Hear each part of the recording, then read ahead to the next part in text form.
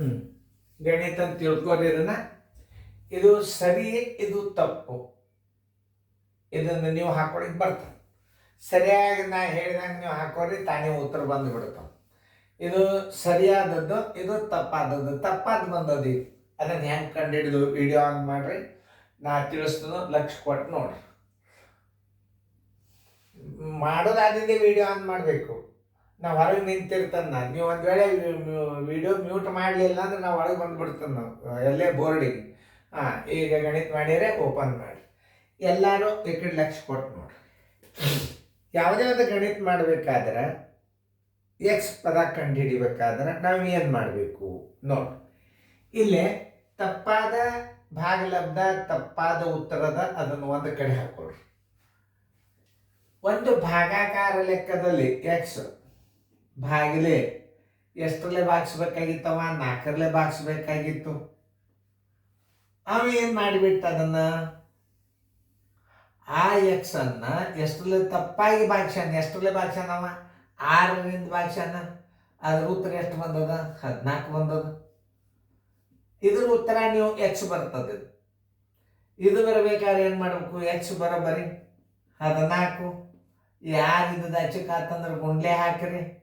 14 ಏನಾಯ್ತು? 84 ಬಂತು. ಇದು ಸರಿಯಾದ ಭಾಜ್ಯ.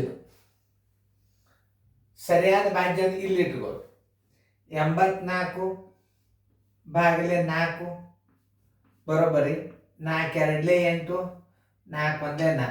ಸರಿಯಾದ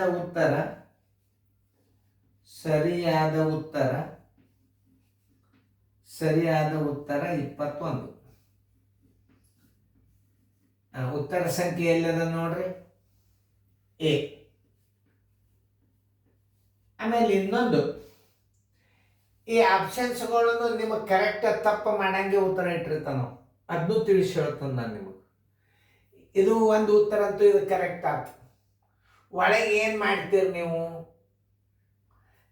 6 4 24 ಗುಣಾಕಾರ ಮಾಡ್ತೀರಿ, ಅಥವಾ 14 4ಕ್ಕೆ ಕೂಡಿಸಿದ್ರು ಇಟ್ಟಿರ್ತಾರ.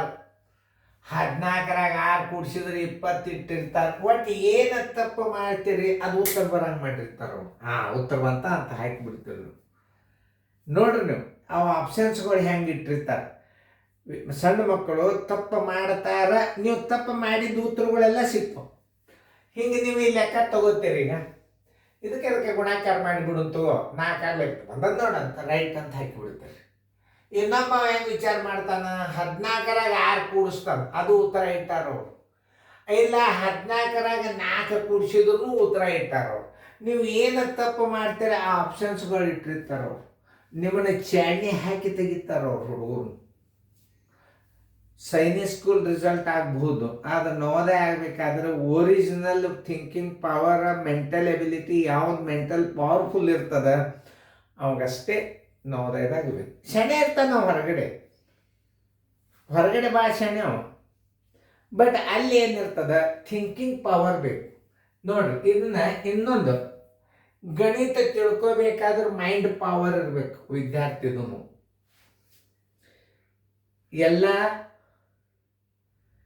ಗಣಿತಗಳನ್ನು ತಿಳ್ಕೊಳ್ಳೋಂಥ ಶಕ್ತಿ ಎಲ್ಲ ವಿದ್ಯಾರ್ಥಿಗಳಿಗೆ ಒಂದು ಕ್ರಮಬದ್ಧವಾದ ಪದ್ಧತಿಯಿಂದ ಇರ್ತದೆ. ಭಾಳ ಸಲ ಹೇಳಿದಾರ ತಿಳ್ಕೊತಾವ ಹುಡುಗರು, ಸ್ವಲ್ಪ ಕಡಿಮೆ ಹೇಳಿದಾಗ ತಿಳ್ಕೊತಾರ, ಒಂದು 2 ಸಲ ಹೇಳಿದಾರ ತಿಳ್ಕೊಂಡು ಬಿಡ್ತಾರ.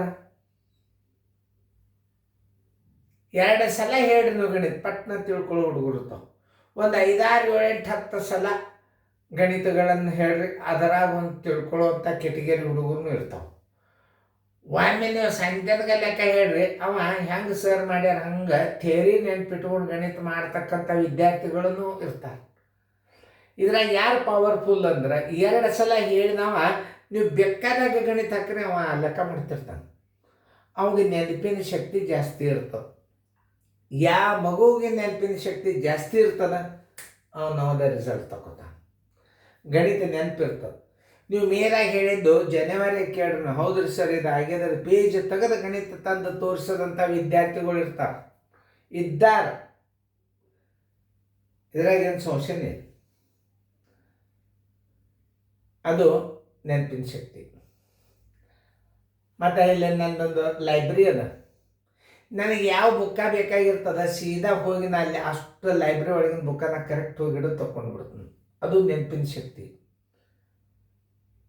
ಆಮೇಲೆ ನಮ್ಮ ಹೇಳೋಣಿಕೆ ಮೇಲೆ ಇದೇ ಇಶ್ಯೂಯಾಗಿನ ಗಣಿತ ಬಿದ್ದದಂತೂ ಹೇಳುತ್ತೇವೆ ನಾವು. ಯಾಕಂದ್ರೆ ಮ್ಯಾಥ್ಸ್ ಮತ್ತು ಮೆಂಟಲ್ ಎಬಿಲಿಟಿ ನಾನೇ ಹೇಳಿದ್ದೆ, ಅವೆಲ್ಲ ನಾವು ಹೇಳೋದ್ರಿಂದ ನೆನಪಿರ್ತವೆ. ಈಗ ನಿಮಗೆ ತಿಳಿತಲ್ಲ, ಸರಿಯಾದ ಉತ್ತರ ಬರಬೇಕಾದ್ರೆ ತಪ್ಪಾದ ಉತ್ತರನ ಹೊರಗೆ ತಕ್ಕೋಬೇಕು ನೀವು. ಇದು ಅನುಪಾತ ಸಮಾನುಪಾತದಾಗ ಮುಂದೆ ಬರ್ತಾವೆ ನಿಮಗೆ. ಅನುಪಾತ ಸಮಾನುಪಾತಗಳು ಬಂದು ಅಂದ್ರೆ ಮಾತ್ರ ನಿಮಗೆ ಈ ಲೆಕ್ಕಗಳು ತಿಳಿತಾವೆ. ಇದು ಗುಣಾಕಾರ, ಉತ್ತರ ತೆಗೆ ಗುಣಾಕಾರದ ಅಂದ್ರೆ ಇದು ಗುಣಾಕಾರದ ಅಂತಂದ್ರೆ ಏನಾಗ್ತದ, ಸಮಾನುಪಾತ ಅನುಪಾತದಾಗ ಉತ್ತರ ಬರ್ತದ. ಒಂದು ಭಾಗಾಕಾರ ಲೆಕ್ಕದಲ್ಲಿ 21ರ ಬದಲಾಗಿ ನೋಡ್ರಿ ಎಷ್ಟು ಸರಳ ಅದು ನೋಡ್ರಿ. ಒಂದು ಭಾಗಾಕಾರ ಲೆಕ್ಕದಲ್ಲಿ ಇದು ಭಾಜ್ಯ 21ರ ಬದಲು ಹೋಗತ್ ನಾವು. ಈಗ ನಿಮ್ಗೆ ಭಾಗಲಬ್ಧಿಲ್ಲ, ಖರೆ ನಿಜವಾದ ಭಾಜಕಕ್ಕೂ ಉತ್ತರ ಇಲ್ಲ, ತಪ್ಪಾದ ಭಾಜಕಕ್ಕೂ ಉತ್ತರ ಅದ. ಎಕ್ಸ್ ಬಾಗಿಲೆ ಏನ್ ಮಾಡ್ಯಾನ, 15ರಲ್ಲೇ ಭಾಷಣ, ಅದಕ್ಕೆ ಇದಕ್ಕೆ ಉತ್ತರ ಸಿಕ್ಕದ. ಸ್ವಲ್ಪ ದೂರ ಇಡ್ತೀನಿ, ಯಾಕೆ ಎಕ್ಸ್ ಪದ ಬೇಕಲ್ಲ ನಿಮಗೆ. 1-2 ಸಲ ಹೇಳಿದ್ರೆ ಅದು ತಿಳಿದು ಬಿಡುತ್ತೇನೆ.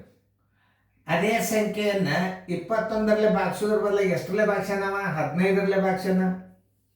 ಇದ್ರ ಉತ್ತರ ಎಷ್ಟು ಬಂತು, 7 ಉತ್ತರ ಬಂತು. ಭಾಗಲಬ್ಧಕ್ಕೆ ಉತ್ತರ ಅಂತಾರೆ, ಅದೊಂದು ನೆನಪಿಟ್ಕೊಂಡು. ಇದು ಎಕ್ಸ್ ಸಿಗ್ತದೆ.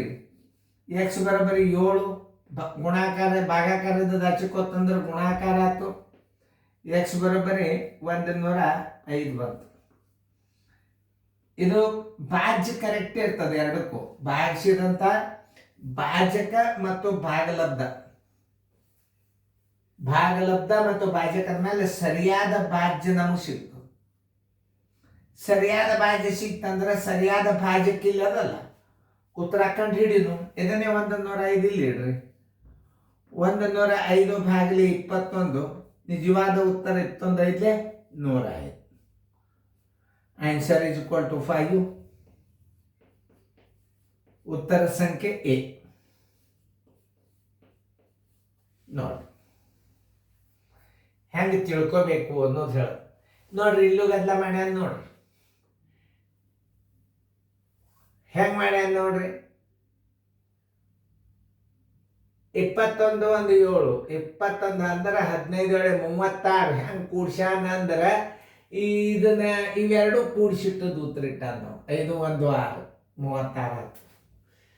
ಆಮೇಲೆ 7 ಇಟ್ಟಾನ, ಅದೊಂದು 7 ಕಾಮನ್ ಆಗಿ ಇಟ್ಬಿಟ್ಟಾನ. 6 ಹೆಂಗೆ ಇಟ್ಟಾನ ಅಂತಂದ್ರು ನೋಡ್ರಿ, 21ರಾಗ 15 ಕಳೆದ 6 ಇಟ್ಟಾನ. ನೋಡ್ರಿ ಇಲ್ಲೊಂದು ಉತ್ತರ ಬೇರೆನೇ ಅವ.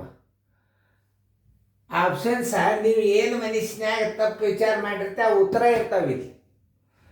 ಅದ್ರ ಒರಿಜಿನಲ್ ಥಿಂಕಿಂಗ್ ಪವರ್ ಇದ್ದವನೇ ಗಣಿತ ಮಾಡ್ತಾನಂತ ಅರ್ಥ. ಇದನ್ನು ಸರಿಯಾಗಿ ತಿಳ್ಕೊರಿ. ಇವು ಗಣಿತ ರಿವಿಷನ್ ಮಾಡ್ರಿ. ಮುಂದೆ ಕ್ವಶನ್ ನಂಬರ್ ಚೇಂಜ್ ಆಗ್ತದ. ನಿಮ್ಗೆ 3-4 ಉತ್ತರ ಕೊಟ್ಟ ರಿಪೀಟ್ ನೋಡ್ರಿ, ಚೆನ್ನಾಗಿ ತಿಳ್ಕೊರಿ.